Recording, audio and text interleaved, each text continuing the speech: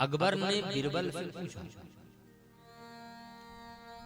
बीरबल आप हिंदू लोग भागवत गीता रामायण को ही क्यों पढ़ते हो?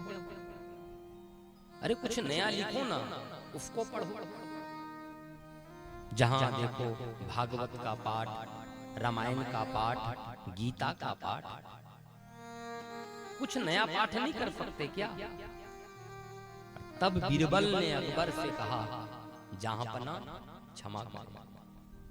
हमारे हिंदी के लेखक कवि कई प्रकार की रचनाएं लिखते हैं, कविताएं लिखते हैं, लेकिन महाराज जहां तक पारायण का सवाल है, भागवत का ही करेंगे, रामचरितमानस का ही करेंगे, गीता का ही करेंगे। क्यों? क्योंकि ये शास्त्र है, हमारे शासन करते हैं हमारे ऊपर। अकबर ने कहा कैसे? बीरबल तो बुद्धिमान था।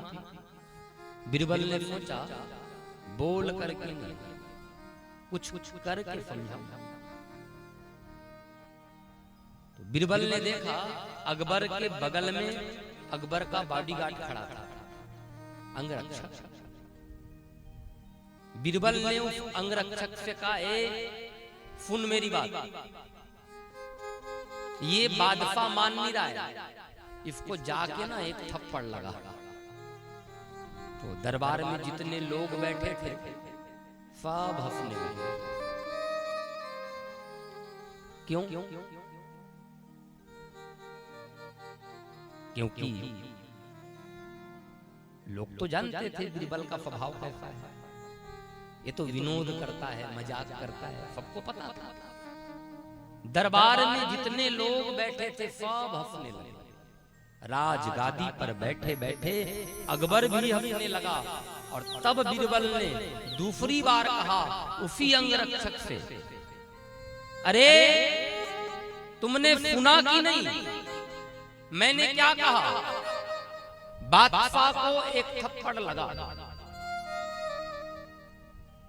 तो जितने दरबार में बैठे हुए लोग हंस रहे थे ना, सब चुप हो गए।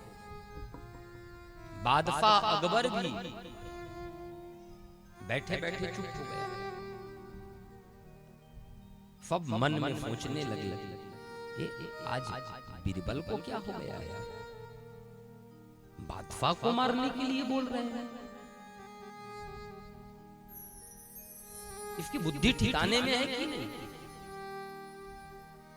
सब चुप, पूरी सभा शांत। और तब बीरबल ने तीसरी बार कहा, तुमने सुना कि नहीं, मैंने क्या कहा? बादशाह को एक थप्पड़ लगा। और बीरबल ने जब तीसरी बार कहा, अकबर से सहन नहीं हुआ और अकबर ने उसी अंगरक्षक से कहा कि जाके बीरबल को 3 थप्पड़ लगा ताकि उसकी बुद्धि ठीक रहे।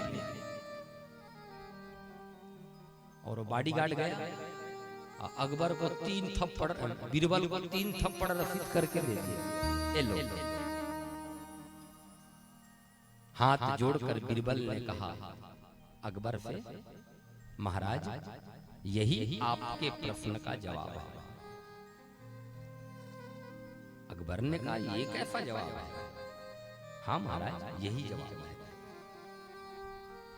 विचार करिए महाराज, मैंने उस अंगरक्षक को 1 बार कहा, 2 बार कहा, 3 बार कहा आपको मारे, लेकिन आपको हाथ नहीं लगाया। क्यों? क्योंकि आप हिंदुस्तान के राजगादी पर बैठे हैं, सत्ता का बल है आपके पास।